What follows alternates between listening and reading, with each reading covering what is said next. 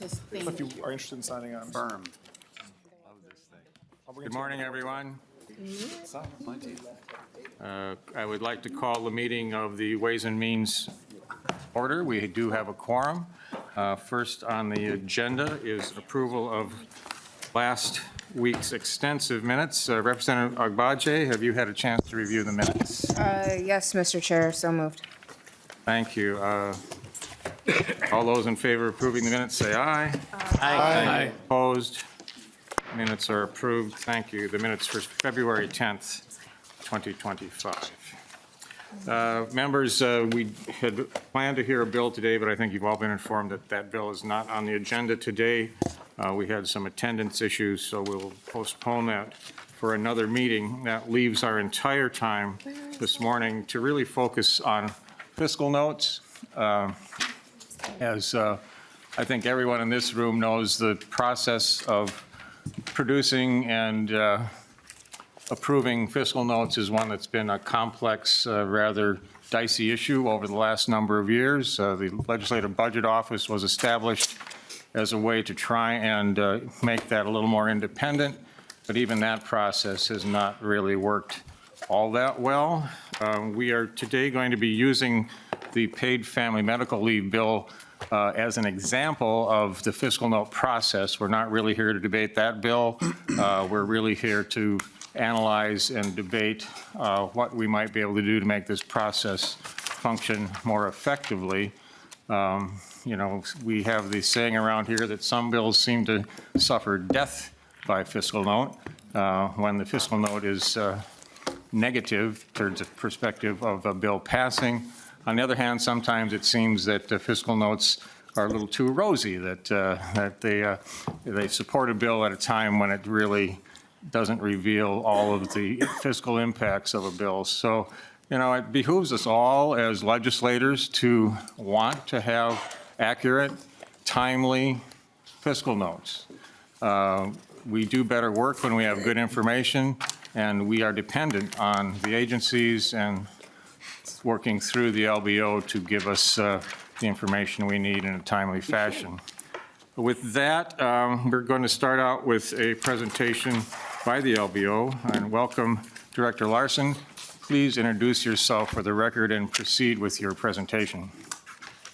Chair Tolkersons and members, my name is Christian Larson, Director of the Legislative Budget Office. Can everyone hear me okay? Mm-hmm. Great. I was asked to come before you today to speak about the fiscal notes for the paid leave law developed in the 2024 legislative session. These were fiscal notes proposing changes to the 2023 session law, Chapter 59. Specifically, the House Ways and Means Committee reviewed House File 5363 and the associated fiscal note in the 2024 legislative session. A memorandum on the topic is provided as part of your packets, as well as the slides for this presentation. It's important as we begin this conversation to note that we are not discussing the paid leave program as it stands today, but rather we are focusing on the paid leave law as it was enacted in the 2023 legislative session and any proposed changes that were proposed during the 2024 legislative session. So it's measuring the difference between what was enacted in 2023 and what was proposed during the 2024 legislative session. Please feel free to stop me at any time to ask questions.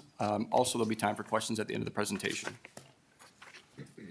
In today's discussion, we'll walk through the background information regarding the development of the paid leave law fiscal notes, talk about challenges and concerns with the fiscal note, those raised by members, and we'll talk about suggestions for addressing the challenges presented with these fiscal notes and other similarly situated fiscal notes. Just some important background.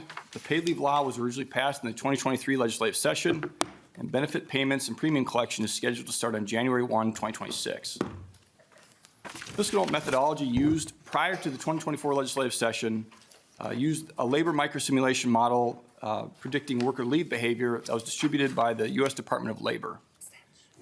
The 2023 enacting legislation for the paid leave law required an actuarial analysis to determine actuarial soundness. That actuarial analysis was released in October of 2023 and included two scenarios for contributions or premium collection. The first was rates as defined in statute of 0.7% in year one and adjusted based on a formula in year two and beyond, based on prior year usage, fund balance, things of that nature.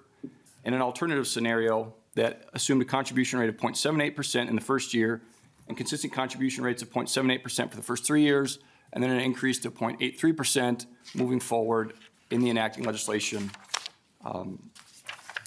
And finally, as we prepared for fiscal notes to come in during the 2024 legislative session, the Legislative Budget Office met with DEED to kind of talk about plans for how to address this fiscal note. And in that meeting, DEED described some challenges and some concerns in terms about how to approach fiscal note development. Should they rely on the microsimulation model from the Department of Labor? Should they rely on future actuarial analyses to estimate changes to the law? And both which came with resource challenges in terms of the microsimulation model was called the Workers Plus model. It was really resource intensive for staff, and then actuarial analyses required additional payments to the actuary to develop those estimates. So that was discussed as kind of leading into the development of fiscal notes during the 2024 legislative session. Also, in terms of a little bit of background, just what are our expectations for fiscal notes? Fiscal notes are governed really in two places. They're governed in statute, in Minnesota Statute 3.98. It's a really broad, high-level expectation for fiscal notes, describe what needs to be in a fiscal note, who can request one, things of that nature, and then the uniform standards and procedures for fiscal notes, or the fiscal note uniform standards and procedures.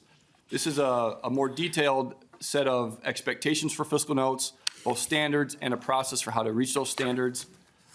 And those are approved by the Legislative Budget Office Oversight Commission. That's a bipartisan, bicameral commission, 4 members from the House, 4 members from the Senate, whose responsibility is to approve the fiscal note standards and procedures. When you boil down the fiscal note uniform standards and procedures, it really is a few things that a fiscal note has to have. Now, they're much more detailed than this, but generally, it needs to be an estimate of the fiscal effect from the current law-based budget. So traditionally, that means the enacted budget, most recent enacted budget, or the budget as provided in the most recent budget and economic forecast. Assumptions that need to be reasonable, accurate, and objective. And assumptions and methodologies provided in the fiscal note need to be sufficient to support the fiscal estimates provided in that fiscal note. Really, it should be a standalone document that the reader should be able to read and say, okay, I understand why the numbers say what they say.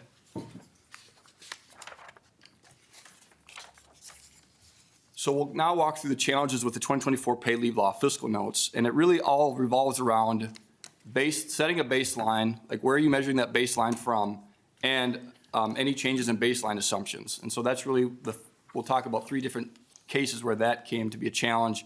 I think that caused concern for members and confusion in terms of what information is provided in the fiscal note. First, there's no apparent and obvious baseline from which to measure for the paid leave law in the 2024 legislative session. I will talk more in detail about what this is in a minute, but again, it's always a fiscal note has to measure from that current law base.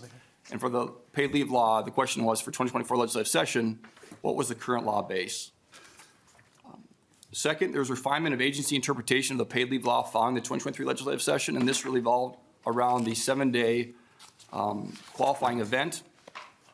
In this case, the question was, did the original law require a 7-day qualifying event? And then there was just a kind of a refinement of that understanding from the agency's perspective after the law passed. And so that I think caused some confusion in terms of the fiscal note. And finally, DEED assumed the use of permissive authority to adjust the first-year premium rate, which again caused some confusion as we looked at the fiscal note. So we think about establishing the baseline. Again, why was this a challenge for the paid leave law program?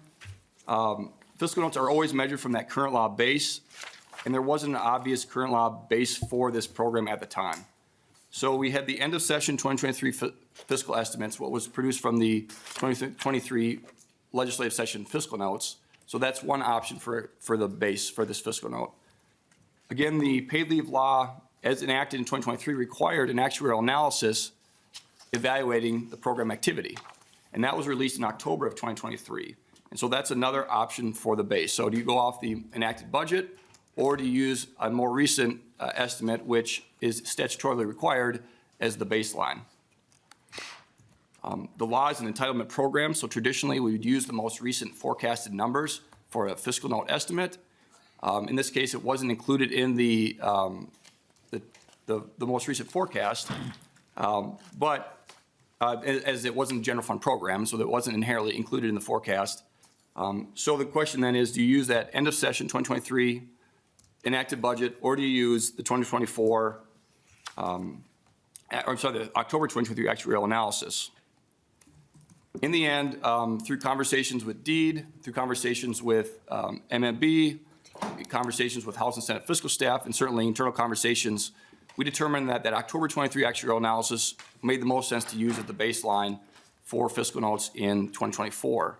The advantages being it's the most recent and likely the most accurate fiscal estimate we have for the program, and it was consistent with practice for other entitlement programs. Again, using that most recent kind of forecast, even though it's not the budget and economic forecast, at that time, that was the most recent kind of estimate we have.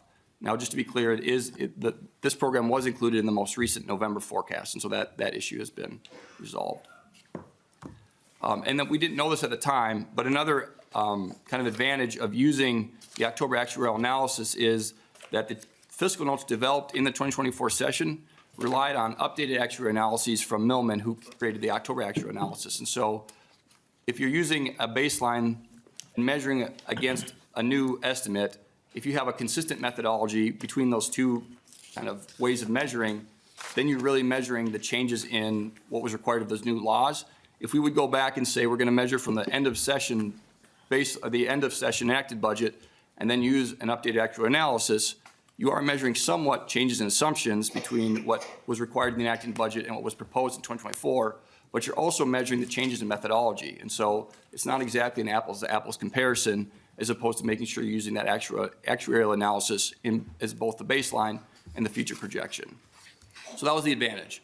But the big disadvantage, and what caused a lot of, I think, concern, is that there was then gaps in information from what was the understood budget at the end of the 2023 legislation and what was that new baseline. So what the fiscal note wouldn't carry by resetting the baseline is what was the old baseline and what's the new baseline, what's the difference there. And I think that really drove the challenges and concerns. So that's kind of the piece about defining baseline and how that was challenging for this particular fiscal note. Second, we had the refinement of agency assumptions of the paid leave law, and this really focused on the 7-day qualifying event, and essentially asking the question, is there a waiting period to receive benefits? When the 2023 fiscal note was developed in the enacting legislation, and I think understood by members, the law did not have a 7-day waiting period to receive benefits. You had to have a 7-day qualifying event to become eligible for benefits, but the fiscal note for 2023, and I think legislative understanding at the time was you would receive retro pay essentially for those first 7 days of your qualifying event.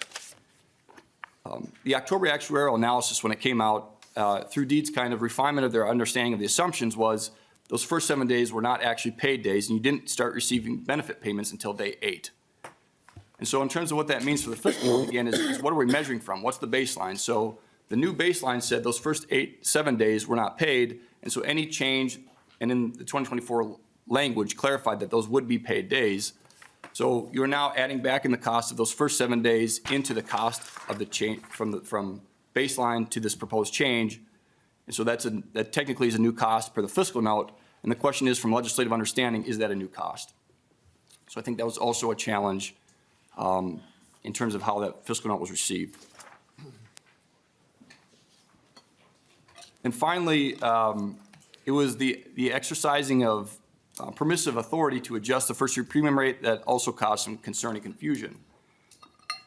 The premium was established in the 2023 enacting legislation, had a first-year premium rate of 0.7% for family and medical benefits for the employers that participated in the family and medical benefits.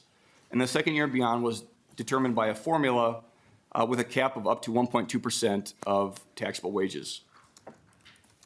And the rate would fluctuate year to year depending on prior year usage and the formula that was in statute. In the enacting legislation allowed for adjustment to premium rates based on an actuarial analysis if the program was found to be not actuarially sound within the limits placed in statute. It's unclear if the reading of that permissive language allowed for the first year premium rate to be adjusted or if it was the second year and beyond. DEED interpreted that language to say that the premium rate for the first year and beyond could be adjusted based on the findings of that actuarial analysis. So that would reset the baseline. And the October actuarial analysis again suggested provide two scenarios. Scenario one, 0.7% premium rate in year one and then fluctuating after that, and a 0.78%, in the alternative scenario assumed a 0.78% premium rate, more flat. And in the fiscal note, Deed assumed that they would therefore, if no law change happened in the 2024 legislative session, if they were to enact the law, the 2023 law, they would use this authority to change the first year premium rate. And again, the challenge with this is, again, we're missing the gap of information is what is the difference of premiums collected between 0.7 and 0.78 in that first year? And so that was not what was in the fiscal note. And so that, again, I think led to challenges and concerns with the information provided. So again, it's a resetting of the baseline. And then if we set the baseline, what information isn't included? So I think the question then is, how do we move forward and how do we address this type of situation in the future? And as we reviewed both internally from the Legislative Budget Office, but also in communicating with the agency, communicating with other offices, with MMB, with House and Senate fiscal staff, we've developed some suggested ways to move forward and hopefully address some of these situations in the future. First, we reviewed our communication with the agency on the fiscal note review, and it was extensive. We have a 35-page email chain going back and forth about this fiscal note, so we know the communication was extensive. I think we could have been much earlier in the process saying, these are the things we need to see for this fiscal note to meet standards. And so if we could have that conversation really early in the process, then it's not so much of a back and forth of what needs to get in the fiscal note and identifying those gaps of information that we kind of described here today. Second, I think there's an opportunity for the Legislative Budget Office to provide more detailed analysis in certain situations. And one of those situations is the one we're talking about today, which is similar to the paid family law fiscal notes in 2024. And that's in cases where the fiscal note technically we think meets standards, but there's information that could be provided that is useful for understanding the full fiscal effect in the bill. In this case, perhaps a memo providing detailed information of what was the old base and what's the new base, and the change between the old base and the new base would have supported the conversation of the legislature. So that's one scenario where the Legislative Budget Office could provide additional analysis and research, where we historically haven't engaged in that kind of sharing of information with the legislature. We've very much focused on reviewing the fiscal notes. Another situation, which I don't think is really what we're talking about in terms of the paid leave law, is situations where the fiscal note does not meet standards, where the Legislative Budget Office determines the fiscal note does not meet standards. In that case, what are the avenues to move forward? Currently, under the Uniform Standards and Procedures, we have the authority to release a fiscal note as unapproved. So all the fiscal notes the Legislative Budget Office has released up until this point in our history, so our 5.5 sessions, we've worked with agencies to get to something that we think meets standards. And in cases where we haven't met standards, we just don't sign off. That's the authority that we've exercised. We do have the authority under our standards and procedures to release a fiscal note unapproved and then provide a cover memo that states the concerns we have with that fiscal note, or to provide additional estimates if we think we have the information available to do that.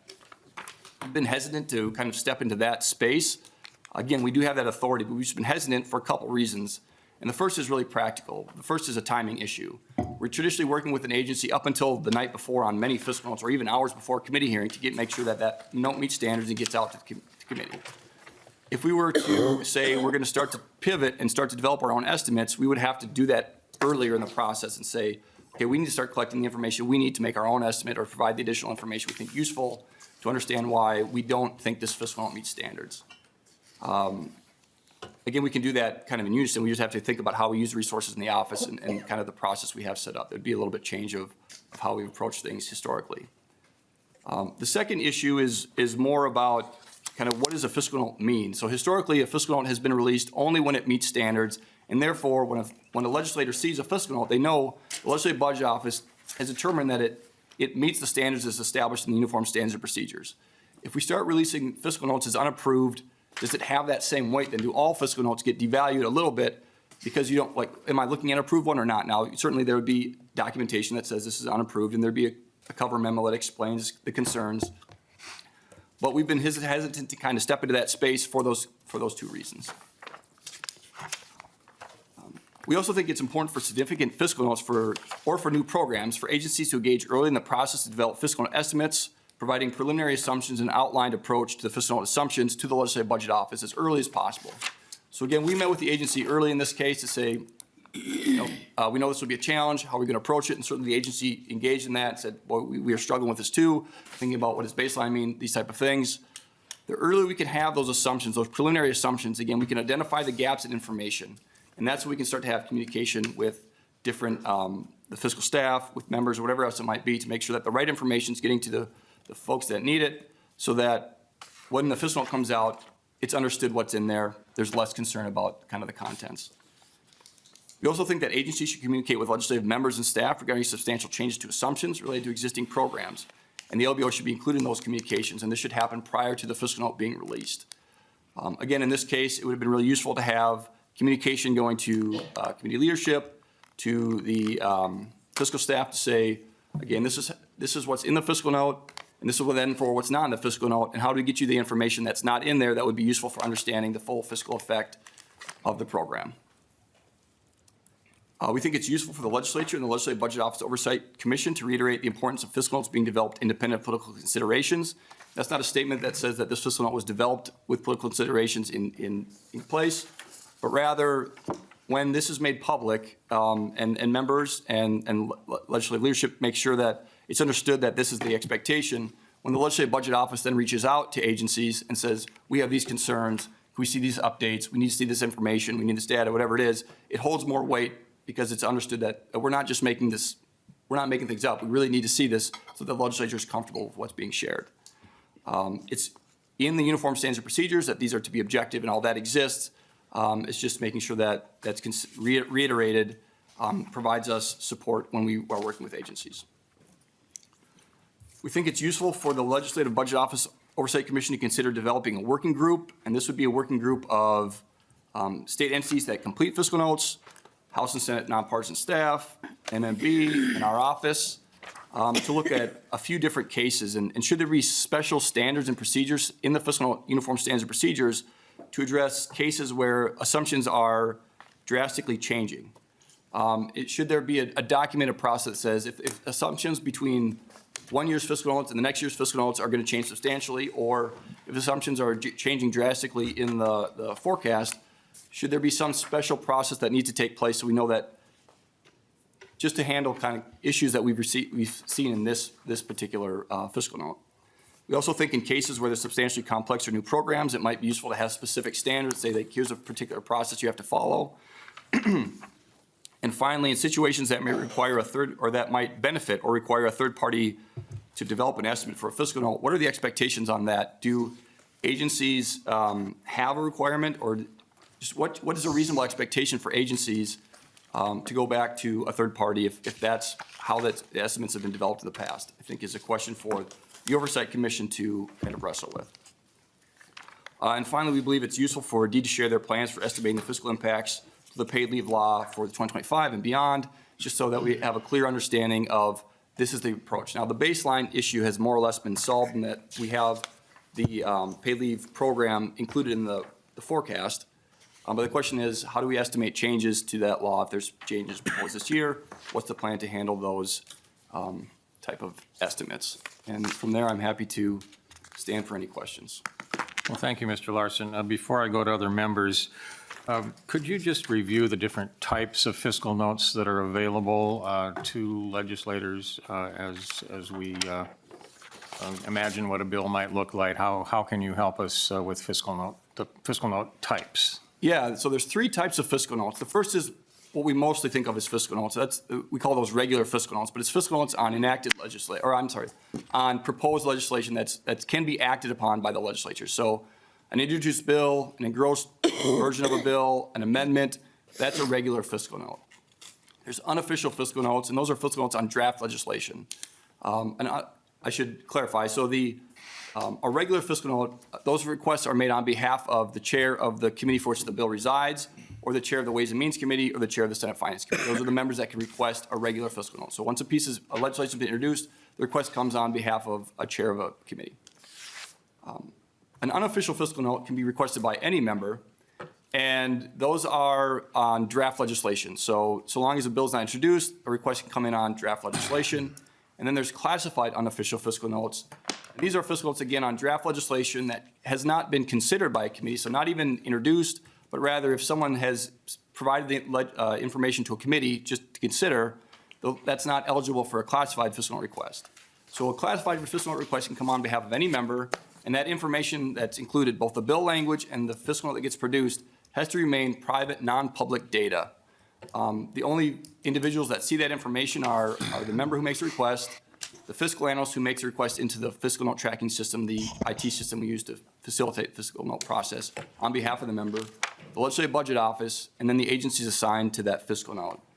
And everyone's required to keep that information private and non-public, and then when it gets released, it only goes to the member. That information isn't distributed publicly. Now, if a bill then if that language is later considered, is introduced or part of an amendment or anything like that, that fiscal note does become public information.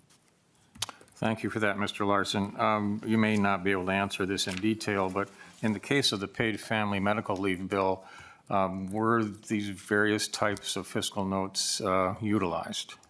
So there were both regular fiscal note requests on language that was introduced, and there was unofficial requests made on a version of the law that was the language that was later considered, but also other proposed changes in the 2024 legislative session that didn't later become introduced language. But to your knowledge, no private, non-public fiscal note was requested? So I can't speak to that. I figured that, so yeah, I just thought I'd ask, so. Well, thank you for that information. We'll go to member questions now, starting with Representative Baker. Mr. Chair, thank you. And Director Larson, thank you again for coming forward. I learned a lot as I was the lead on the Workforce Committee 2 years ago through the process of really, digging into the paid family discussion. And it is, again, as you said it well, very complex. There really wasn't much to work from to start with. So I understand and appreciate the challenges. Knowing what you have sort of said now publicly, Director, do you need the ability to, or do you already have the authority to do sort of a timeout here? We don't have this right. I think what I'm hearing you say here this session is sort of reflecting on the fiscal note process. We could have done better here, as all of us. And I think, again, your honest work on this, do you have currently or the ability to say you don't approve them? I know you can say that we don't approve them, but should you have a larger voice and maybe coming to certain committees, maybe it's Ways and Means, because everything around the fiscal note must have a ways, sort of a pathway, whether it's meeting with the chair and the lead or something.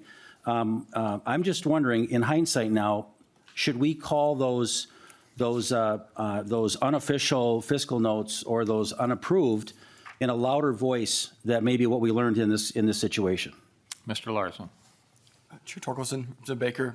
I think it's a really good question. I think most folks know here, but our office is still relatively new. This is our 6th session, so we've been around for our 6 sessions, and we definitely have learned some things along the way. I think in terms of situations where we have problems either with getting to estimates we think are meet standards, or if in the rare cases where agencies aren't responding, and I will caveat all of this that our general experience is that agencies are responsive and that agencies do engage, and there's a lot of work that happens in the fiscal process. And so that isn't a huge, it's not a giant concern that we have.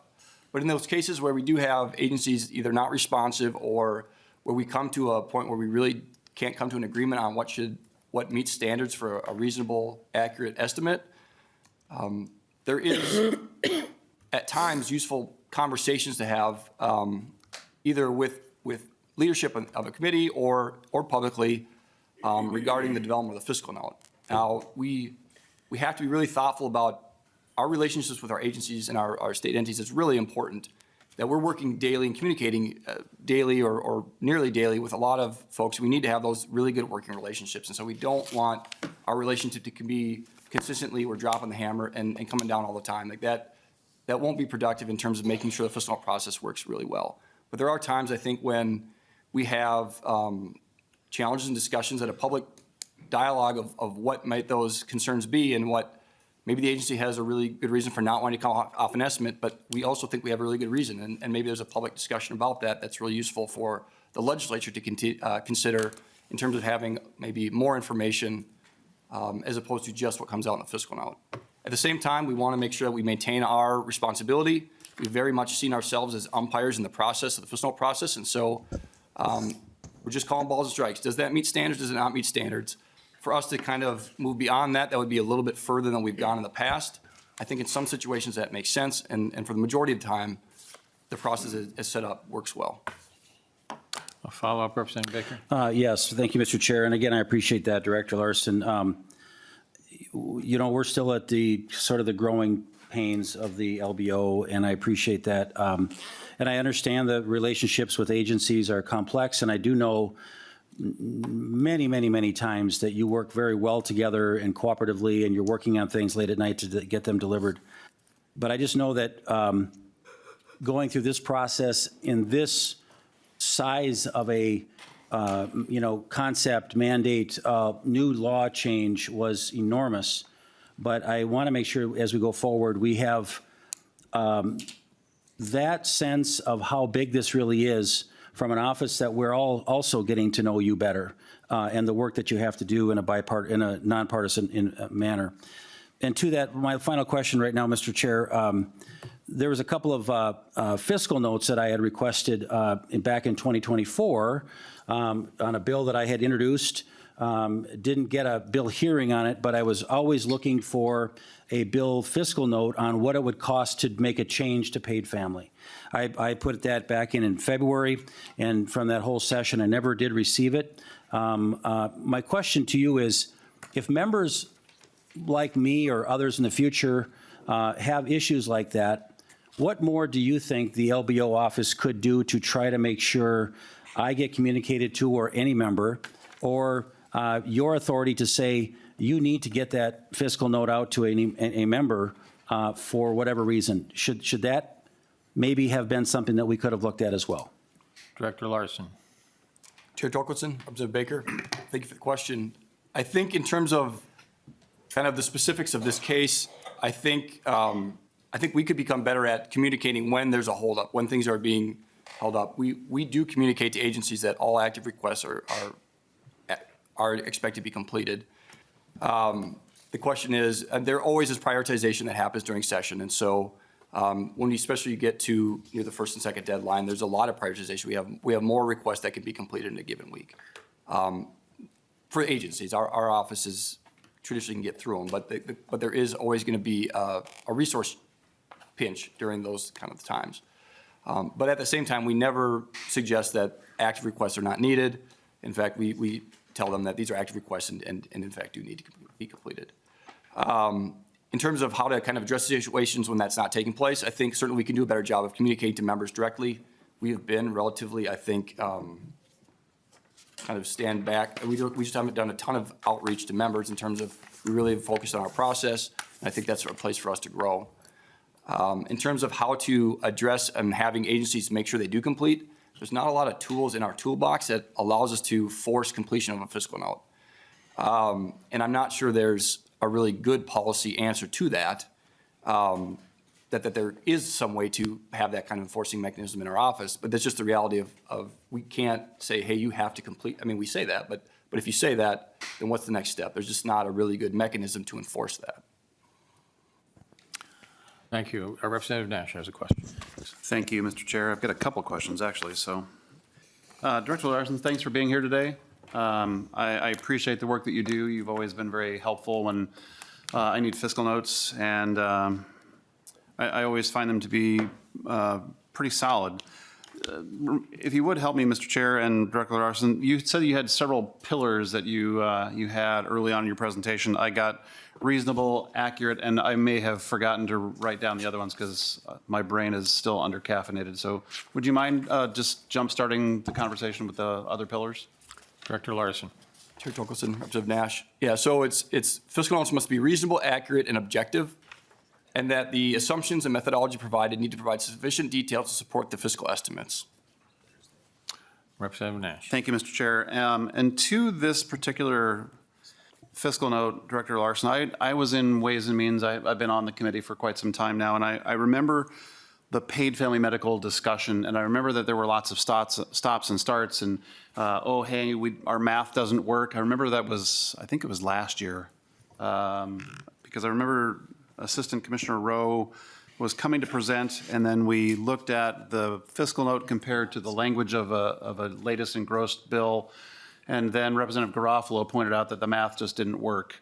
So to that, I'm trying to figure out how that got out of sync with the flurry of things that were going on overnight. Can you maybe help me understand how we got there? Because I've always meant to ask you, because from my perspective, it was that the authors and Deed and the departments were trying to move faster than you could when you're trying to maintain those pillars of reasonable, accurate, objective.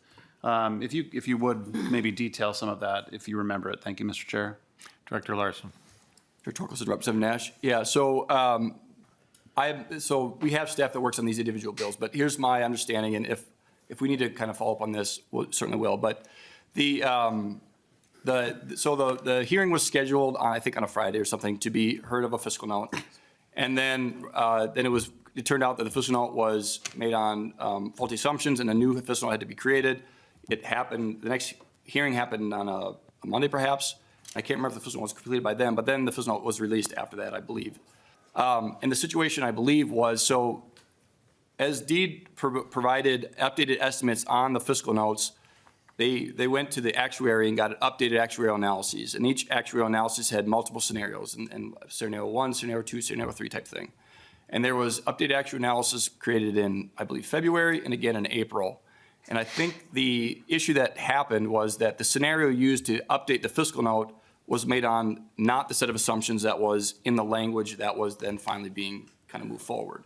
And so that the estimation was between the baseline, that October 2023 actuarial analysis, and a future proposed scenario that was released in, I believe, the February updated actuarial analyses, but the wrong scenario. And so then the issue was, okay, that was caught, and then it came forward. And we would also have access to those scenarios, and so we were trying to make sure we were also tracking along with, but we also missed that that was built on the wrong scenario. And so that was, I believe, the issue with that fiscal note. You finished, No. Representative Nash. Thank you, Mr. Chair. And Director Larson, this was, I don't believe was your issue. It was that the bill language was changing very quickly. A lot of the information flowing from Deed was changing very quickly. I remember talking about this. We went into recess, I believe.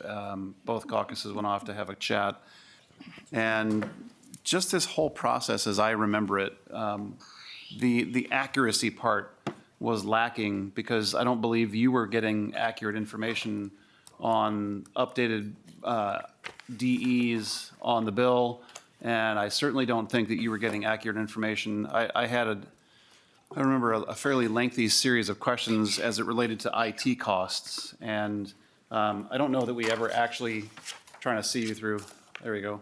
I don't think that the IT costs were ever actually accurately defined for you for the fiscal note, because I believe that those have changed a number of times.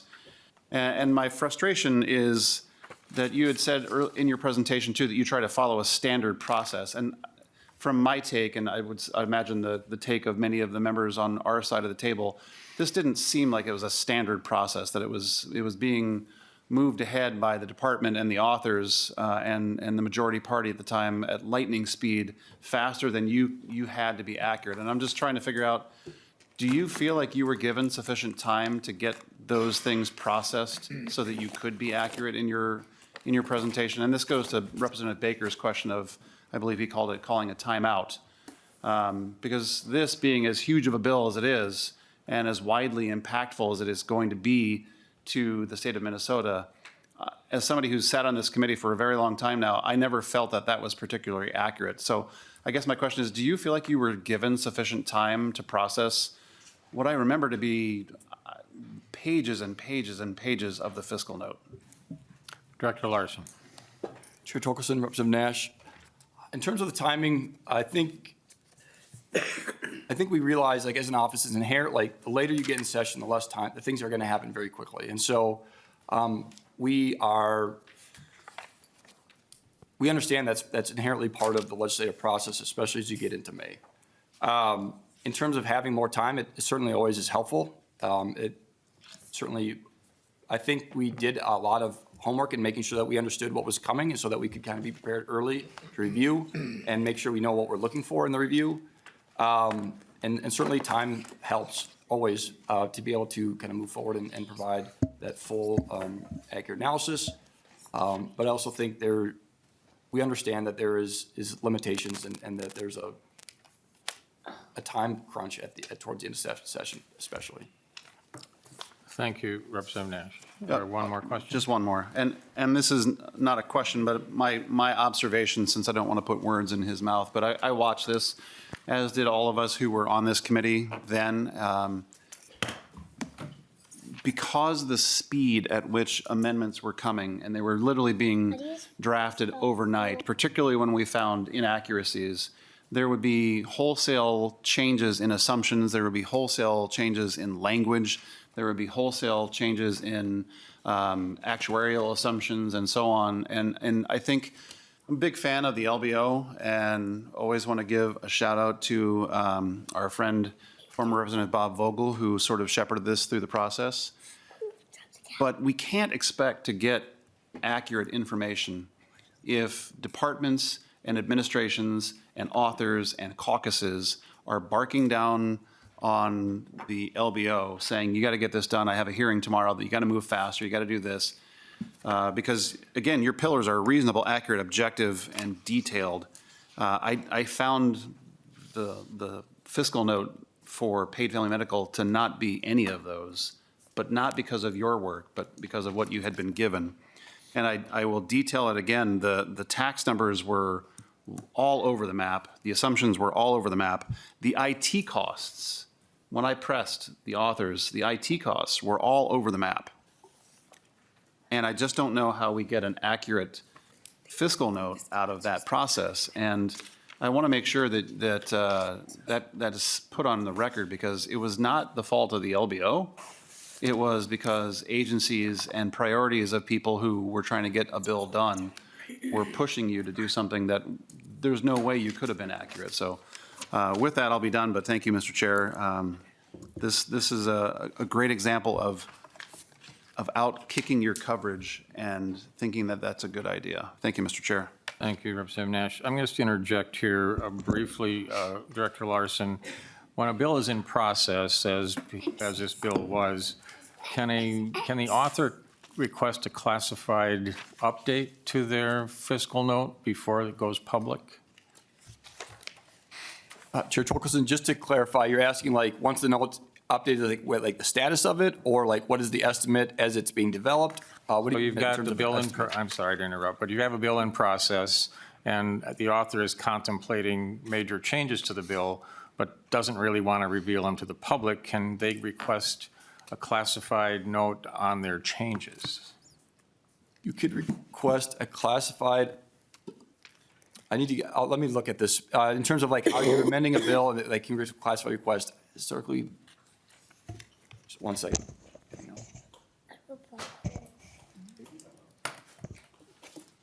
We'll get back to the committee. We'll make sure we All right. respond and make sure that we check with council and research and make sure that we answer that appropriately. Thank you, Director Larson. Now we're going to move on. Representative Pinto has a question. Thank you, Mr. Chair, and thanks, Director Larson. And I'll add to Representative Nash's praise of the LBO, and maybe note, I'd said this in jobs, whenever that was last week, I guess time is flying, that I think that only a few Democrats were around on the committee. Several of the committee Democrats were around when the LBO was created, but I believe that there was some resistance on the Democratic side, and I think the time has shown that the LBO was a really good innovation, and agreed to Representative Vogel gets a lot of credit for that.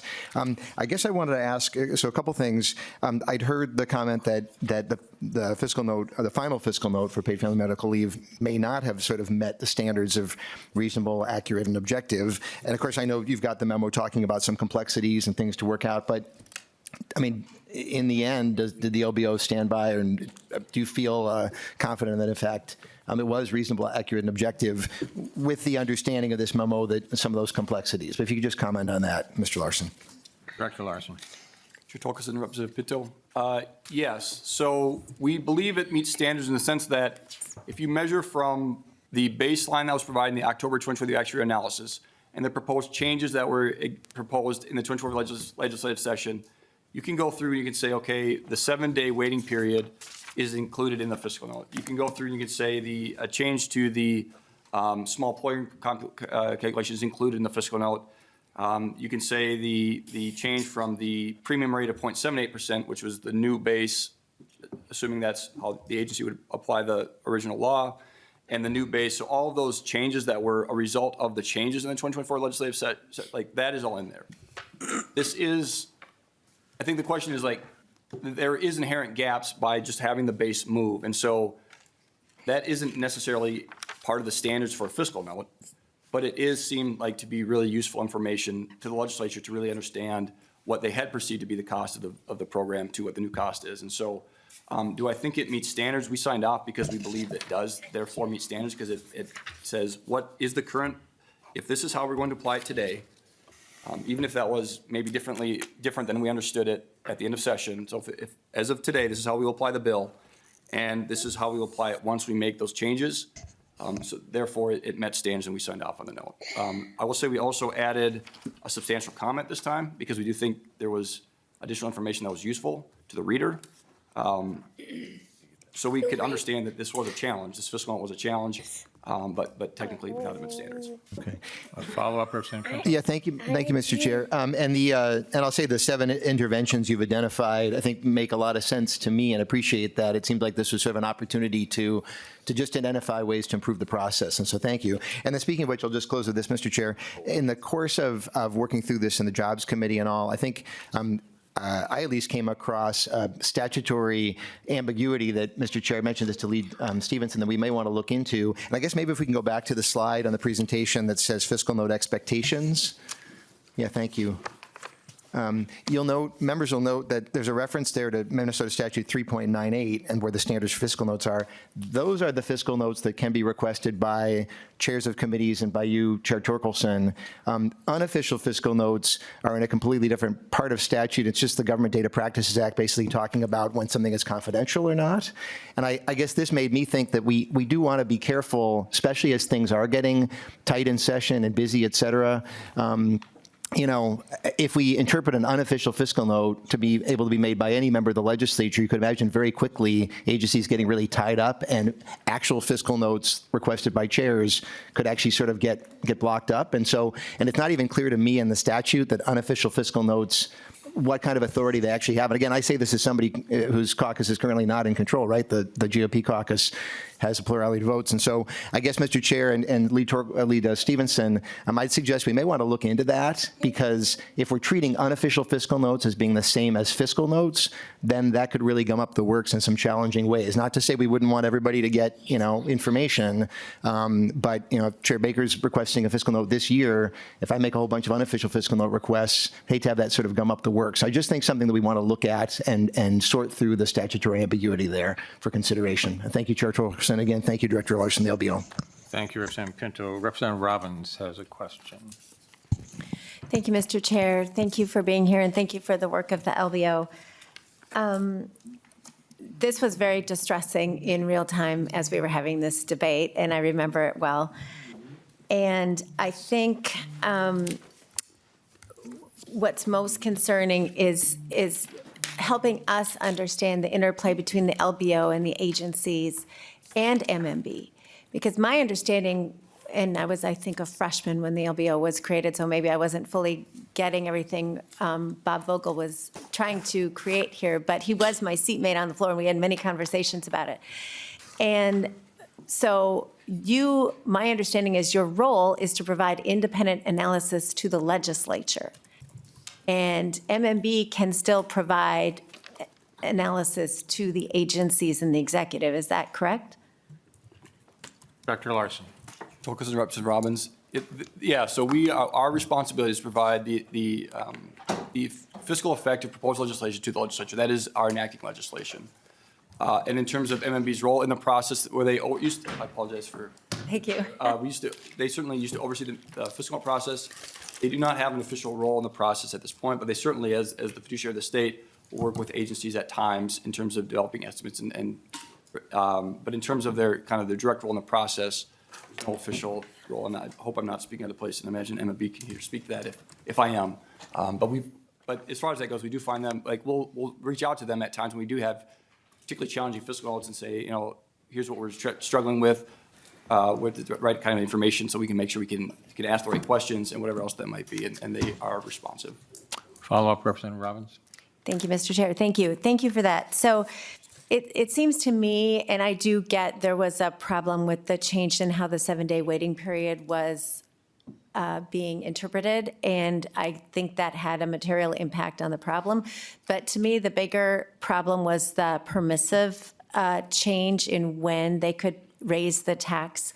And my understanding was that you and all of us assumed it wouldn't be raised in the first year, and then all of a sudden, they just raised it from 0.7 to 0.78. And that not only significantly impacted the fiscal note, but it was an actual real tax increase on our taxpayers. So, and that was the first time it was publicly revealed in the fiscal note. So can you just help me understand when the agency came to you and said, oh, well, we're really going to change this assumption and we're choosing to raise the tax in the first year, even though that wasn't really contemplated, I think, by anyone. Did you push back? If you pushed back, how did it end up that we still ended up here? Director Larson. Chair Tolkeson, Representative Robbins. Yeah, so the request was made in April, and the first submitted fiscal request came in a couple weeks after that, I think. It wasn't until kind of a couple back and forth that we got kind of a more detailed like explanation of the different pieces, and at that point, we were trying to go again from one actual analysis to the next. And at that point, we're like, we cannot figure out how this lines up, right? We can't make this math work. And so at that point, then it was like, yes, so we were assuming the new rate is this 0.78, this alternative scenario. And then at that point, we expressed concern that the law, we thought, clearly stated 0.7% the first year. The agency said, we have this permissive authority. We would, and then it came down to, we did approve it at the end. We went back and forth a number of times. We shared it with fiscal staff and said, hey, you know, this is coming and we're concerned. But in the end, the fiscal note standard is, as the law stands today, that's the baseline. And the agency said, we would exercise this authority to assume a 0.78%, and therefore, that is the baseline.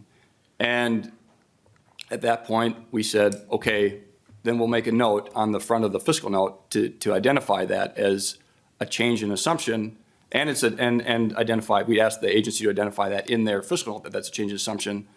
And so that's how we got to that point in the fiscal note, making sure that, one, did it meet standards? We think if that's how the agency is going to apply the law today, if they say this is their authority and they're going to exercise that, that is the baseline. Okay, fine, we will sign off on that, and we'll make a note to make sure, because we think that is a substantial change in assumption that members want to know about. Representative Robbins. Thank you, Mr. Chair. And did you agree with that interpretation of the statute, that they were allowed to make that assumption in the change in the first year? Director Larson.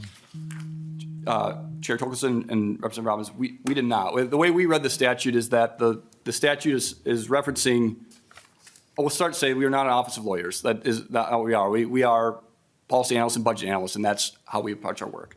When we read it, when we assumed what the fiscal note, like when we build our hey, this is what we think the fiscal note will look like before it comes in, we assumed we'd see a first year premium rate of 0.7 and measuring whatever future impact that is.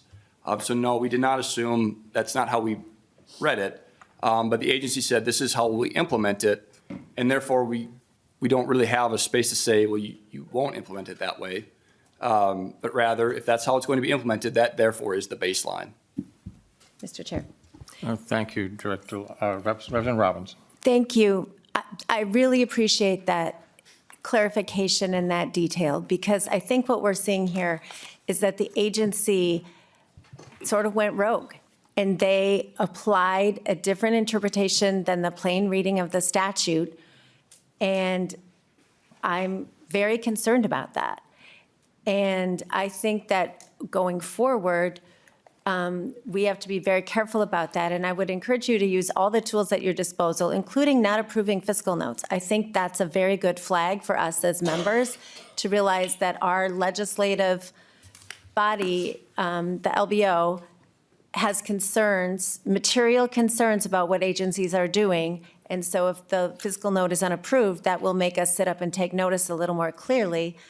And if MMB wants to come out with a competing fiscal note, I think they probably still can, and that would be fine if they want to support the agency. But I encourage you to use that as sort of your authority to flag things. I think it's good to work collaboratively. I think in general, most times, you and the agencies work it out really well. But when there are serious considerations for us, I mean, that was a built-in tax increase for our citizens from 0.7 to 0.78 that just appeared out of the ether. And I think that we all in this institution can do better. So I appreciate your work on this, and I hope that the permissiveness going forward will be much clearly outlined in the coming year. I mean, the fact that now we're probably going to be starting from 0.8 is making sure we're clear about that as the debate rolls forward this year, I think is very important. Thank you. Thank you, Representative Robbins. I have just a couple more questions for Director Larson, then we're going to get the agencies up in the front. Representative Claiborne. Thank you very much, Mr. Chair, and to Director Larson. So I thought we were actually discussing the office today and not relitigating paid family medical leave. So my questions to you are really about the agency itself, right? So I'm wondering, can you tell me how many staff do you actually have? Director Larson. Chair Tolkien, Representative Claiborne, we have 18 staff. Mr. Chair. Representative Claiborne. Okay, and can you please tell me, so your office was enacted the session before I was elected. So can you tell me, at that time of enactment, do you know how many bills or fiscal notes it was anticipated that each analyst would participate in? Director Larson. So the ratio. Chair Tolkien, Representative Claiborne, I do not know that information, what the ratio was. Okay, Mr. Chair. Representative Claiborne. Thank you. And can you please tell me, do you know inside each of the agencies that are helping with these fiscal notes, are there dedicated staff within each agency that are your point of contact and would be the individual or person responsible for helping you get whatever fiscal notes you need for that particular agency? Director Larson. Chair Tolkien, Representative Claiborne, yes, we do. We have a fiscal note coordinator in each agency. And then there's also there's certainly a lot of other staff that are involved in the development of fiscal notes. We have a specific contact within each agency that we work with that will then submit on behalf of the agency and that information that comes to us. Representative Claiborne. Thank you. And with that coordinator, I'm just trying to get to a depth of expertise, right? So with the coordinator in that agency, so that would be kind of like for us, the legislative contact, but that individual might not be the expert in that particular program or entity. Is that correct? Director Larson. Representative Claiborne, sometimes. So each agency is kind of set up differently. And sometimes, depending on the agency, sometimes the CFO is the fiscal note coordinator.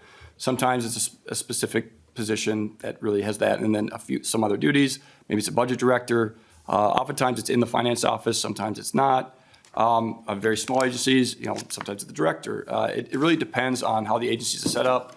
And so sometimes they are far removed. If you can think about DHS, not that they have a strong fiscal staff that responds to fiscal notes, but they're further removed from the departments probably as a bigger agency would be, as opposed to maybe the CFO of a small agency that's set up as a fiscal note coordinator. And so each agency is really kind of set up differently, and sometimes they are very involved in terms of understanding the fiscal effects, and sometimes they're a little bit further removed, as you kind of mentioned. Final question, Representative Claiborne. Well, I have a whole list of really agency Representative Claiborne, interested. a final question. Thank you. So with the number of bills that have been introduced, to Chair Pinto's point, right? If you have 18 staff members and your staff are not subject matter experts in each of these programs, right? It is conceivable with 5,000 bills plus being introduced every year that each of your staff members could be given upwards to 300 bills to really deep dive in. So tomorrow in committee, I'm going to be seeing a bill, a DE that I haven't seen before. I haven't received the language myself yet. So I'm trying to figure out exactly with that kind of ratio and that type of workload and this kind of way that we move bills so quickly, right? The legislature was designed to be a slow and deliberative body, but we're seeing things this year, and I heard from my colleagues across the aisle last year, things are moving too quickly, right? So how, with that type of workload, are you able in your agency to really do the deep dive into those particulars without that subject matter expertise? Thank you. Director Larson. Chair Torkelson, Representative Claiborne. Yeah, it's a really good question. It is inherently the challenge of an office like ours is how do you have that level of knowledge? Now, with the paid family medical leave, if, as an example, is a little bit different because we've been looking at that one since we were created, or 2020. And so we have a pretty strong understanding of the estimates around that, how the fiscal has been developed, the adjustments to that. So that, like, the ones that we see year after year, we get pretty good at understanding. And we work with the agencies, and the agency will sit in the interim and say, hey, let's figure this out a little bit. What can you give us to help us understand? And we certainly do research in other areas. And so if something new comes in, we'll see what's happening in other states, things of that nature. And just to be clear, when we say 18 FTE, not all are assigned to fiscal notes. We have some other responsibilities as well. So it's not all 18 just working on fiscal notes. But so that, to your point, the ratio is the 300 is not uncommon of a load for an analyst. In the end, what we have more than anything else is just asking questions, right? It's really like, okay, here's your set of assumptions, and it's our job essentially to go through and pick those apart and say, like, you need to be able to clearly understate so the reader can understand and so that we can verify both the information you're using to develop your estimates and the sources for that information, so we can verify those sources. We'll do some other background research and say, okay, this is happening in another state. Why is this not acting like that? And oftentimes it'll be like, well, we're a different state and it looks like this because of that. At times they'll be like, okay, and we'll include that and we'll adjust our estimate, and that exists too. And so to kind of building our own expertise in that by area, it really comes down to our staff kind of learning these things over time, doing a lot of work in the interim to kind of grow in understanding our policy area expertise. And also, we can just ask questions. Like, that is what we do more than anything else. And we're like, if we can ask the right questions, we get to a point of pretty good saying, that seems like a reasonable, accurate estimate. And so that's how we approach the work, to be able to answer that question. Thank you very much. And I do appreciate the work that you do. And I realize that when you ask the questions, depending on the response, right, if you're not getting an accurate response back, then that damages the integrity of the report that you're trying to produce. So thank you very much. Representative Joachim has a question. Thank you, Mr. Chair. And I just want to say, when I first came in with Representative Vogel, too, I was hesitant because it felt like another layer of government. But now I've grown to appreciate having that second eyes on the fiscal notes coming out of the agency. So thank you for the work that you do. I was wondering, too, and Representative Claiborne kind of went down some of the same questioning I had. I had two quick questions. How many were in your office at the LBO when you started? And wondering, with the increase of bills being introduced, has the increase, not only the workload increased, but has there been an increase of requests on unofficial fiscal notes? Director Larson. Chair Torkelson, Representative Joachim. So when we were originally created, I think the first live session, I think when we were originally created, there was maybe 7 staff for the office. Before we went live, we got to 11. In that time, we added a position related to local impact notes, but also supports fiscal notes, as that work is not as regular, but heavy when it does come in. And then we added 5 additional FTE to support the Tax Expenditure Review Commission. And in that time, we moved positions around a little bit. One of the positions we made for an embedded IT position, which we didn't originally have. And so now we have 4 full-time staff, more or less, on Tax Expenditure Review Commission work, which at the time was projected to be 5. And then we have, I think that leaves, including myself and the deputy director, which we do a little bit of everything. The rest of the staff are working on fiscal notes and local notes. So that's kind of how the office is developed. So we went from 11 to 12, or so I think we went from 7 to 11 to 12, and then the Tax Expenditure Review Commission on to additional 5. my math is right there. I might be off one. Somehow it's close. We got to 18. So, and I apologize now, I talked myself out of understanding. What was the question again?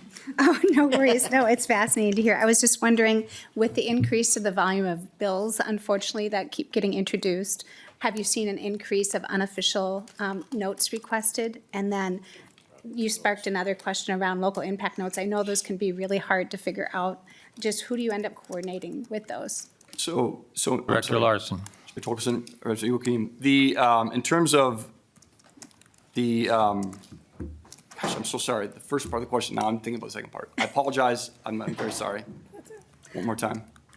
Chair Torkelson. Representative Joachim. Thank you. One question at a time would be helpful. Yes, sorry. I have too many things going on in my head right now. So with the increase of more bills being introduced, are you seeing an increase of unofficial fiscal notes? And then you can skip the local impact note. I can ask you about that later. I just know they have a bigger workload. Director Larson. Chair Torkelson, Representative Joachim. So we have proportionally unofficial fiscal notes represent between 5 and 10% per year, and that existed before we were created and exists now.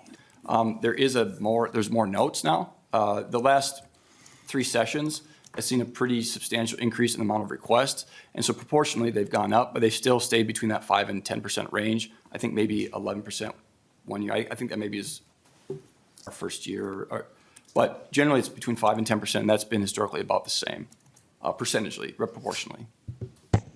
Thank you, Director Larson. Members, we're going to give Director Larson a break and bring up Evan Rowe, Deputy Commissioner of Deed. As we all know, this interchange of information between the agencies and the LBO is critical to the success of a appropriate fiscal note, an accurate fiscal note, and so we'll give, I don't believe that Deputy Commissioner Rowe has a presentation, but we'll give him a few moments to make comments, and then we'll take questions for Deputy Director Rowe. Welcome to committee. Please identify yourself for the record. Thank you, Mr. Chair, members. My name is Evan Rowe. I'm Deputy Commissioner at the Department of Employment and Economic Development. And given that Director Larson, I think, already gave a very kind of thorough and detailed presentation, I didn't feel the need to prepare an in-depth set of slides for members. But I can offer maybe just a few comments as a sort of a prefatory effort, and then I'm very happy to answer any questions that members have, of course.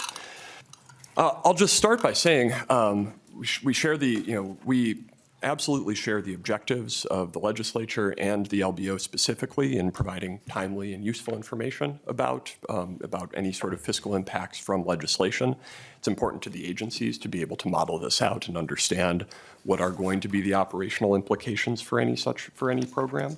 It's important for members of the legislature to understand kind of implications of how policy changes may lead to fiscal impacts.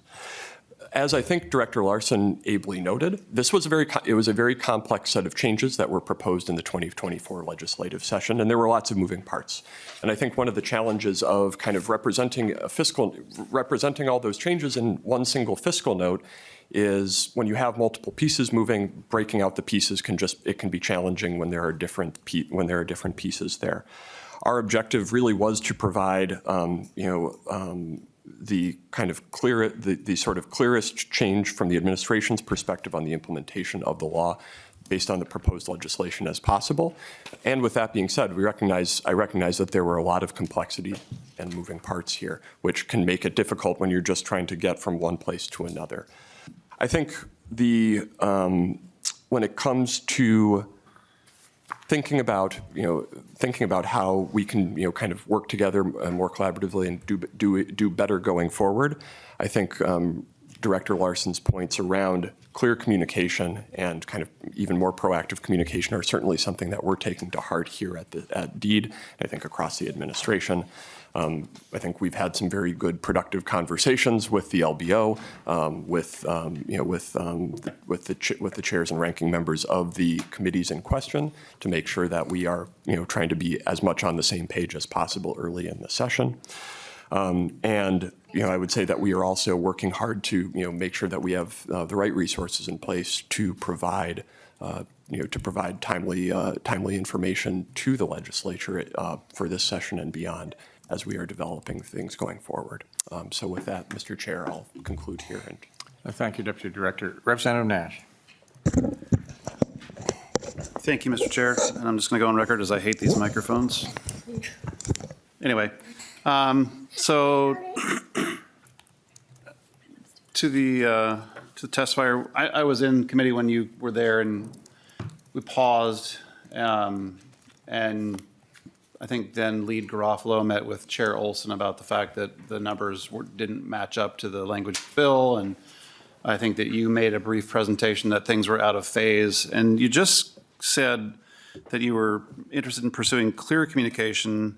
Do you get clear communication when you are moving major pieces of legislation and ginning up new fiscal notes pretty much overnight? Can you help us with that? Commissioner Rowe. Mr. Chair, Representative Nash, I guess could you clarify the question? I just want to make sure I can answer it appropriately. Nash. Thank you, Mr. Chair. Well, in committee the day that we're talking about, you had come, and I think it was early in the morning, maybe 10 o'clock-ish, 9 o'clock-ish, somewhere in there.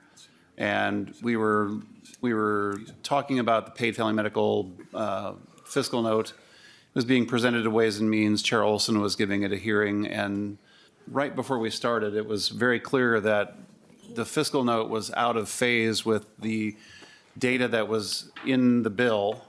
So there was an author's amendment, and that's where I'm trying to get at, because I know that you and your department were part of generating the information that was in the author's amendment, but it was clearly out of phase with the fiscal note. And I'm just trying to figure out, how is it that the LBO is supposed to generate clear and accurate fiscal notes when the administration and DEED and other organizations are moving faster than the LBO is capable of doing? So maybe if you could help us with that to start off with. Commissioner Rowe. Mr. Chair, Representative, thank you for clarifying the question. I mean, I think, so I wasn't privy to any conversations naturally that occurred between legislators. With that being said, I would certainly agree that it was a very compressed timeline. And, to the extent, when possible, it is, having more time, it is valuable in terms of being able to ensure that everybody has a chance to review and ensuring that everybody has sufficient time to review. So I think that that's certainly an objective going forward that we would share. Representative Nash. Thank you, Mr. Chair. Well, Mr. Rowe, you had said early in your presentation just now that you wanted to provide the clearest information possible so that the LBO could make accurate depictions, but in one of the assumptions, you went from 0.7 to 0.78, I think in 2 days elapsed time. How can we expect the LBO to generate accurate assumptions, fiscal notes, and so on with that wide of a swing? Commissioner Rowe. Mr. Chair, Representative Nash. Well, maybe I could clarify just the kind of the nature of the permissive authority piece that I think is the 0.70 to 0.78 element that members were discussing previously.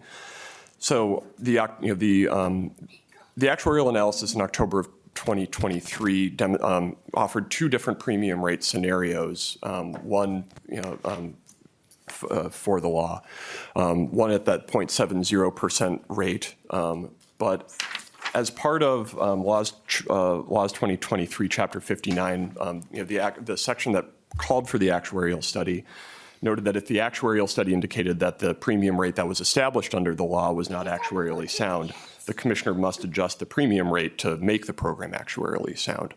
The actuarial analysis showed that the premium formula under that law, if you had started it at 0.70%, there would have been a lot of variability in the premium rate kind of yo-yoing around over the subsequent years. And so the actuaries had presented what they viewed to be a more actuarially sound approach, which would have involved setting the commissioner and the agency using its authority to establish that premium rate at 0.78%, which would have provided a more consistent overall premium rate over time. which generally would meet, I think, the principles of actuarial soundness. So I think, in terms of, the purpose, the purpose of the fiscal note, to our understanding, when a change is being proposed in law, is to measure the change from the existing law. One of the challenges, if we had used that 0.70 rate, would have been, the first year, I think the rate would have been 0.70, maybe then the second year, the rate would have been 0.92, then it would have been it would have moved around a lot, which would have made the base, kind of the change from the base, really hard to compare. By setting it at that 0.78% rate, we were attempting to provide a common base of comparison so that the changes that were proposed in the bill in 2024 would be easier to understand. So I guess this is a very long way of explaining. I think what we were really trying to do in using that as the base was to provide a very, a basis for comparison where the effects of the changes would not have been impacted by kind of the swings attributable to the premium formula. Representative Nash. Thank you, Mr. Chair. Commissioner Rowe, we were rewatching the Senate hearing and it pains me to talk about the Senate, but it's nonetheless accurate. And you had made a statement that as to the Premium Reset Authority, we wouldn't want to have made a big public splashy announcement about something like that, given the fact that there was legislation pending. My question to you is, you just talked about how you're trying to provide accurate information, but you're also saying in your previous statement before the Senate committee that you didn't want to make a big splashy statement that might actually derail the legislation because it was a fairly aggressive 12-point swing in the assumptions.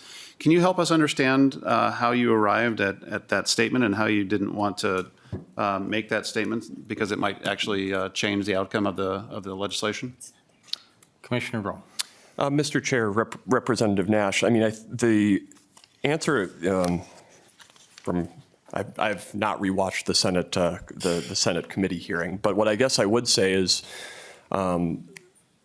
when providing, I think the question that as I recall, the question that I was asked was, why did the administration not kind of go out and kind of converse and kind of put out make a big statement about this? And I think the point was there was legislation under consideration at the time that would have impacted the program if we had made significant announcements about the program only for legislation to be passed. That would have fundamentally altered the program as it did coming out of the 2024 session. We very naturally would have had, I think, some confusion from employers, from applicants, et cetera. And as a result, that would have been kind of detrimental to the program overall. I think the question the question here is, what was the base, what's the basis for the fiscal note comparison, right? For the analysis that was being done under the law to seek to model the changes that were proposed in the bill. So we were certainly trying to kind of provide the best information that we could at the time. But I think what the assumptions that one makes in developing a fiscal note are somewhat different from one's public communication strategy, perhaps, as you're working through program implementation. If that helps. Final question, Representative Nash. Yeah, thank you, Mr. Chair. And more of a statement. You just said that you didn't want to potentially impact the program before it went out to employers, but it wasn't law yet, and it wasn't moving yet, and the fiscal aspect of this was not finalized, I'll say, since I see Representative Pinto correcting me from the other side of the table. But that part was not done yet. So I guess if you're trying to provide accurate information to the LBO so they can more appropriately provide information to legislators to make an informed decision, wouldn't you want to make it a big splashy statement so that they could see, in fact, that something was headed their way that was vastly different? And 12%, I think, is pretty vast. So I'm just trying to figure out, why would you not want to make sure that you made a declarative public statement so that legislators were better informed? Thank you, Mr. Chair. Thank you. We'll take that as a statement. Representative Nash. Representative Robbins. Thank you, Mr. Chair. Thank you, Mr. Rowe. At the beginning of this, you talked about how complex all the changes were. Sorry, I can't see you, so I'm trying to organize myself here, how complex all the changes were, and that it was really hard to communicate and really hard to do the analysis. And, you know, I honestly just take issue with that. The two big changes was the 7-day waiting period and then raising the tax from 0.7 to 0.78, which was done in the fiscal note, not in the statute. It wasn't even contemplated in the statute. And, oh, I just closed it, but I called up the statute you cited saying, oh, you know, the permissive authority was we could do this and make it 25%. Let me see if I can still call it up because it's so interesting. And that was to be done by between January 1st and July 31st of 2026, based on historical data from the program starting. It was never contemplated that it would happen before there was the historical implementation of the program to look at and see what adjustments were necessary. So I find it concerning that your justification for doing this by fiscal note was that, A, it was too complex, when really all of us are capable of saying, oh, we're going to increase the tax from 0.7 to 0.78, not complex. And that you didn't communicate that significant policy change to members, to the chairs of the committee, to the authors of the bill, that you as the agency were just unilaterally doing that. I mean, effectively, it wasn't that you were trying to hide the policy change, it was that you were trying to hide a tax increase in a fiscal note. And I find that very Excuse me, motives, concerning. please? Let's not impugn motives. So my question is, when did you internally decide that you were going to have that change in the tax? And how did you communicate that, other than the fiscal note, to the bill authors, to the committee chairs? Was there any other communication other than the fiscal note about a major tax increase? Commissioner Rowe. Mr. Chair, Representative Robbins, I guess, first of all, just to kind of take the point, you know, there was the as I was certainly attempting to explain my response to Representative Nash's question. Part of the purpose of establishing that 0.78% assumption was in fact to provide a more consistent base for comparison in the fiscal note, which, based on our understanding of the uniform standards and procedures of fiscal notes, was to provide a more consistent basis for comparison, so that members could understand the fiscal implications of the proposed changes under last year's bills and what is now law. So really, it was an attempt by us to provide to have a reasonable place so that folks would have the information that they need. In terms of decision making, I think that part of the challenge was it was a session where there were a lot of kind of moving pieces. So I think we were in part as we've been working to get the program stood up, we were in many ways kind of waiting to see what would come out of the legislative session. Follow-up, President Robbins. Thank you, Mr. Chair. Thank you, Mr. Rowe. So I understand the need for consistency and accuracy and all of it. I support all of that. But I think leaving it at the original baseline of 0.7 and then showing the different levels that proposed legislation would provide much greater consistency and accuracy than just bumping it up to 0.78 without any notice. Or the analysis all started at 0.78. If people didn't read the fiscal note, you would think 0.78 was the baseline, when that was never, ever in statute anywhere. So to me, it's not accurate, it's not consistent. The consistency and accuracy would have been keeping it at the 0.7 and then allowing policymakers to look at what the different change rates would have had a fiscal impact on, but you built the fiscal impact into the change, and I don't think it's accurate or consistent. Thank you. Representative Baker. Thank you, Mr. Chair, and thank you, Mr. Rowe, for being here, Commissioner. Going back to, again, a little bit of history of what I was kind of working through as the lead of the workforce in the last 23-24 session. The bill that I mentioned to again, and I'm hearing a lot of my colleagues really come up with a good point about we just can't have a bunch of fiscal notes getting thrown out. We don't want to do that. I completely agree with that. And again, I'm specific to kind of really one fiscal note that I'm still frustrated about that I never got back. Okay? And so I'm not letting this kind of go because I want some answers, which I haven't gotten yet. But I agree with this tone that we have to make sure, I was the lead of the committee. That should say something for my reasonableness, even for me.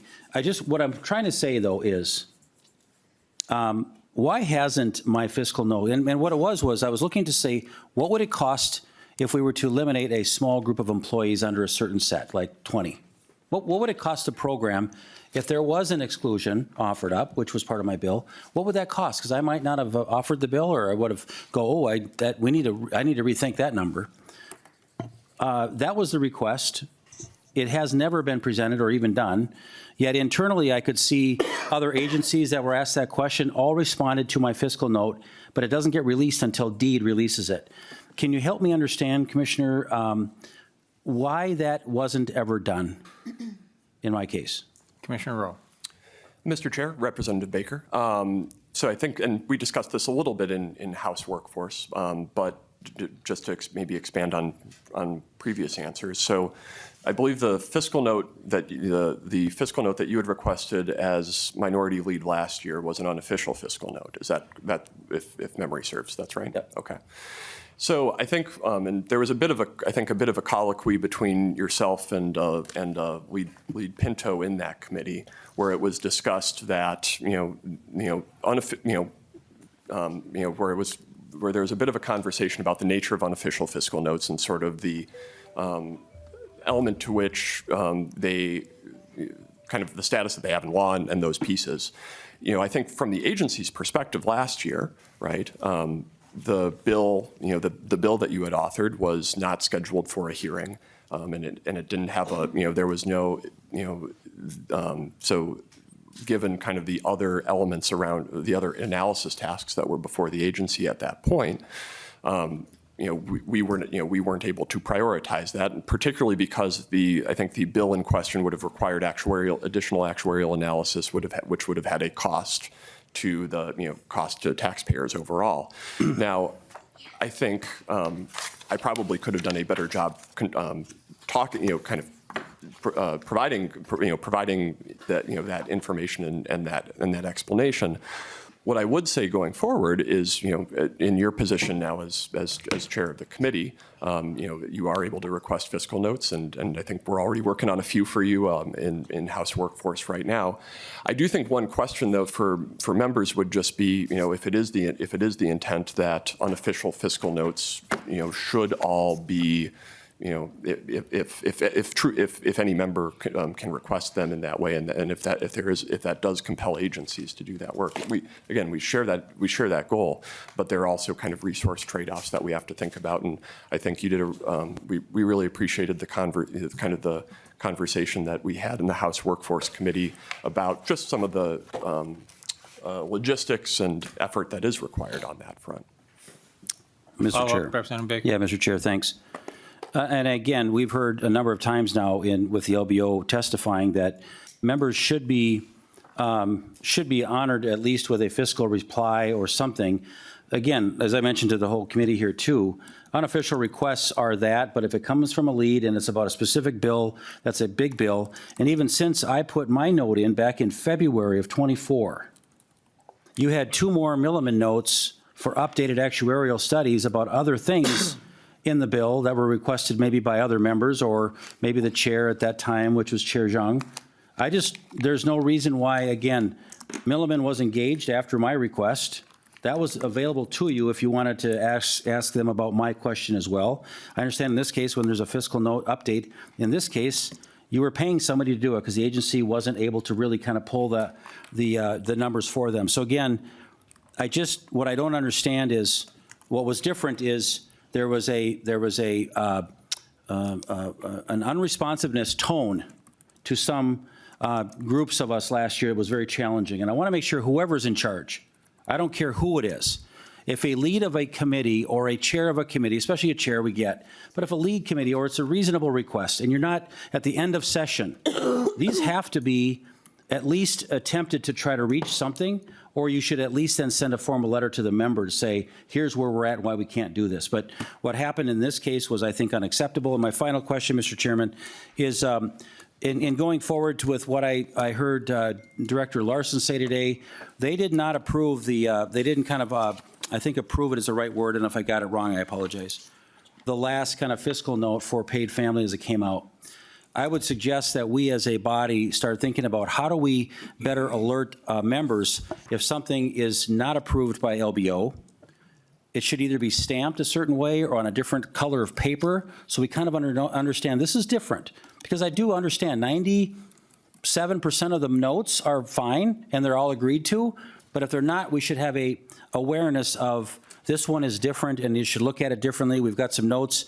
When we change a bill, we underline things to change a bill. Maybe we can underline things. I'm just saying it should stand out a little bit different going forward on any issue to any agency. But this complex bill that was passed was very complex. It did not have fiscal agreements on it internally. And now we're kind of all trying to understand what just happened through that flurry and that movement. And as you said many times, it was moving and there was a lot of things that were fluid. It was just moving. And we all know when you get going with session, there is no time to really pause. So I just hope that we as members can learn from this, get it better, identify when there's not agreement, so we don't have frustrated members that are just still wondering what happened to that fiscal note that was very reasonably requested. Thank you, Mr. Chair. Thank you. Final question for Deed from Representative Stevenson, and we have the MMB yet to get on the agenda. Oh, okay. I'll just defer then, Mr. Chair. I had more of a comment, and maybe I'll just save that for the very close of the hearing at that point. It's all right with you. You're released from captivity, and we'll bring up, I get my name, Anna Mingy from the MMB office. She is State Budget Director, and if you would please identify yourself for record, and if you have some opening remarks, please present them to the committee. Good morning, Mr. Chair, members. I'm Anna Mingy, State Budget Director and Assistant Commissioner at Minnesota Management and Budget. As you've heard from several folks today, MMB doesn't have an official role or statutory role in reviewing agency fiscal notes. That responsibility lies with the Legislative Budget Office. However, we do have a vested interest in the accuracy of fiscal notes as the state's chief financial officer, and as the entity that conducts the biennial budget and economic forecast. Fiscal notes make assumptions about implementation and costs that are used to set appropriations and adjust bills to achieve implementation goals. If fiscal notes aren't accurate, it could mean we don't have a balanced budget, or a program might have more or less funding than we need, which is really important to be aware of in times when we have limited resources. Another reason we care about fiscal notes is to the extent our general fund is insolvent, that could impact our bond ratings and future surpluses or deficits. As I mentioned, we don't have a role in the fiscal note process, but we take a risk-based approach to monitor and provide input where appropriate. So thinking back in time, what MMB does now is pretty similar to what legislative staff did prior to the creation of the Legislative Budget Office. Generally, our work takes place after a note is completed. For example, if we have a team of budget officers who read fiscal notes as a bill is approaching a hearing in a finance committee, and if they read a fiscal note and say, this assumption seems inconsistent with the most recent forecast, we'll reach out to the Legislative Budget Office and the agency to better understand what went into that and potentially make corrections. I would like to, echo previous testifiers about the complexities and the unique situations underlying the paid family and medical leave fiscal note. Specifically, the lack of the baseline, lack of a published baseline, because this creates additional complexity in order to measure the impact of changes associated with proposed legislation. For most programs and most entitlement programs, the baseline is included in the budget forecast, in the November and February forecasts. But the paid family leave program operates in a different part of the state treasury. It's called an enterprise fund. And for folks with accounting backgrounds, which I don't have, but an enterprise fund is not considered a government fund, so it's not part of the consolidated fund statement, which means it's not published in our twice-a-year budget and economic forecast. However, after the events last year with the sort of evolving baseline for the PFML program, MMB has worked with DEED, so we now do publish an estimate of the paid family leave fund with our twice-a-year budget forecast to help clarify the baseline for the legislature and for the fiscal note process going forward. I'm happy to take any questions, but that's what I have for my prepared remarks. Thank you. I'm going to ask a question. So much of this conversation today is centered around the rate, the assumed rate at 7% that was then raised. Did MMB play a role in the decision to change the rate from 7.07 to 0.078? Mr. Chair, the LBO consulted with MMB as well as, I believe, fiscal staff in the sort of the appropriate assumption to use in the fiscal note. And the timing of that seems to be another critical question here. The original bill set the rate, and it was assumed by many of us that that rate would be in place until the program actually was up and running, and then at that point there would be an evaluation of whether the rate was appropriate or not. Do you believe that the original rate was ill-conceived? Mr. Chair, I'm not able to speak to the appropriateness of the original rate, but other than the presence of the actuarial assessment that suggested a different rate in the first year. Now, as you said, this program is an enterprise program, so the money that's collected, it's kind of like the unemployment program, or the workers' comp program, I should say, where the money's collected, the rates are set to keep the fund whole, but yet it has a direct impact on taxpayers. Do you feel MMB has a role to keep taxpayers informed of what their potential liabilities are? Mr. Chair, I think MMB does strive to provide high-quality information to the public, and I think that's reflected in our decision to start publishing a financial statement for this account going forward. Well, thank you. I believe that, too. I don't think the average taxpayer spends a lot of time reading fiscal notes. I'm not sure the average legislator spends enough time reading fiscal notes either, as far as that goes, but clear and appropriate communication in a timely fashion is something we should all focus on.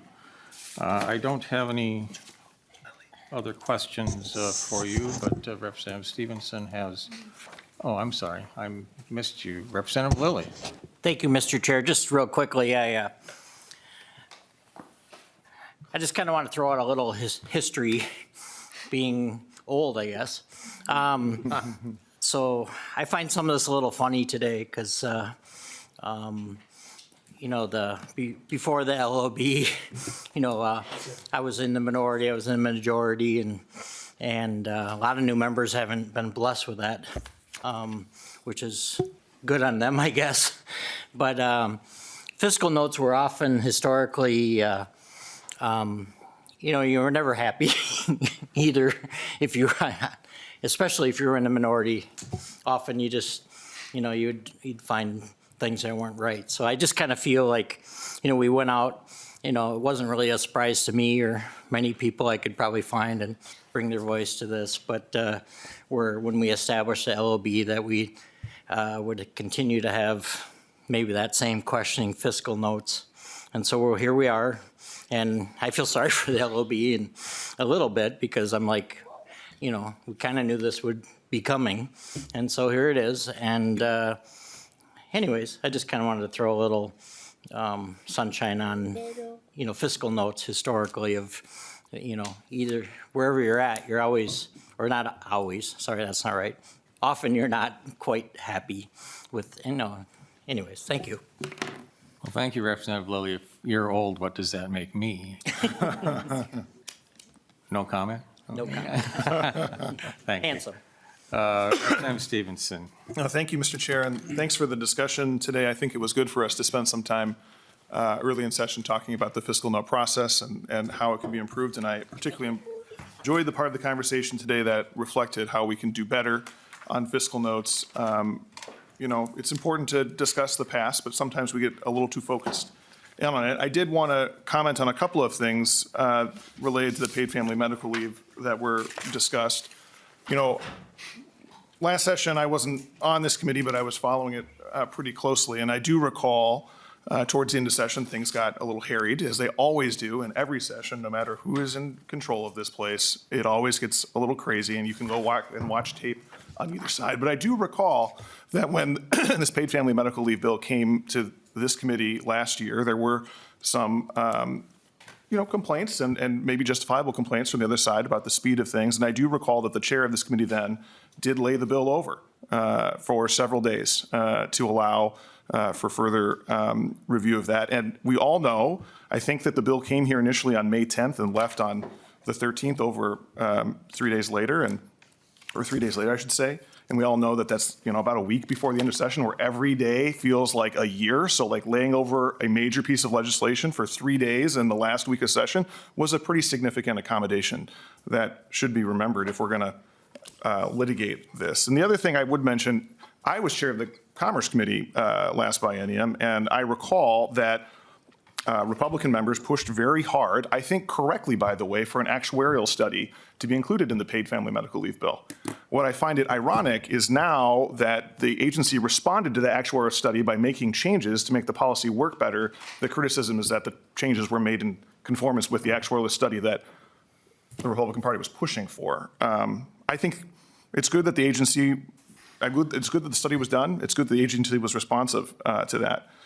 The last comment I'd make is that, you know, I heard Director Larson say that he thinks the fiscal note system is working well. There's certainly room for improvement. And again, I'm glad we had this discussion today, but we all play a role in that process as well. And you know, a couple members talked about this today, but I just want to stress that I think the potential for great strain this year, and I'm only talking about this year, I'm not talking about what happened in a past year, but the potential for us to place enormous strain on the fiscal note system is immense. Normally, you know, the fiscal note system is more responsive to members in the majority than the minority, but there is no majority, right? So there's another way to look at that is there's 134 people in the majority this year, and there's potential for enormous amounts of fiscal notes. The people in this room largely are the people who get to authorize fiscal notes. There's a few others. And sometimes discretion is the better part of valor. I hope that we all exercise restraint in what we ask for fiscal notes this year. And remember that there's a human element on the other side of this, somebody who's got to sit down and figure out how much something costs. And if a bill is not going to happen, is that really the best use of resources? I made a similar comment at freshman orientation this year that I think this should be something we can all unite around. You know, if you're a small government conservative, think about all the tax dollars that are being wasted on fiscal notes on bills that never happened. And if you're a big government liberal, think about those poor government union employees and how they're suffering. We should all be able to say we don't want fiscal notes happening when they're not needed. So I hope we all exercise some restraint. And thanks again for the discussion today. Well, thank you, Representative Stevenson. You've actually stolen a good portion of my closing remarks, because I do agree with you. I think we as legislators bear quite a bit of responsibility in this area. And timing is important. If you have an idea that you think it deserves attention of the LBO, you should get that process started earlier rather than later. Because as we all know, the end of session is crazy time, and there's a tremendous amount of pressure on those offices and their people near the end of session. So I will say, though, that there's still the perception often that the administration plays a role in this whole process, and that death by fiscal note is a real thing, and also resurrection by fiscal note, for lack of a better term, is a real thing, too. And we should all, throughout state government, be aware of the political implications of the work we do with fiscal notes, and try to make sure that the information is information that's helpful to decision-making, not to our political agendas. With that, members, we are adjourned.